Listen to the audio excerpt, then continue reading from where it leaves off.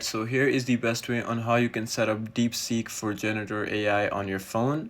So make sure you watch this tutorial till the end to exactly know what to do.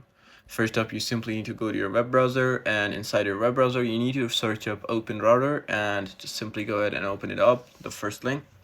Now right over here you first need to sign in. Just simply press on sign in and it will ask you for your email address or whatever you want to sign in. So I actually don't have anything to sign in with, or I can't use my email address on it, but you have to sign in if you want to use or set up Deepseek for Janitor AI.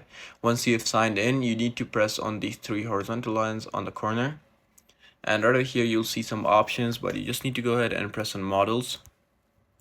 And right over here you can filter models by just typing in Deepseek, and here as you can see the top one is V3. Just go ahead and press on that, and right over here you can just simply go ahead and copy the Deepseek name.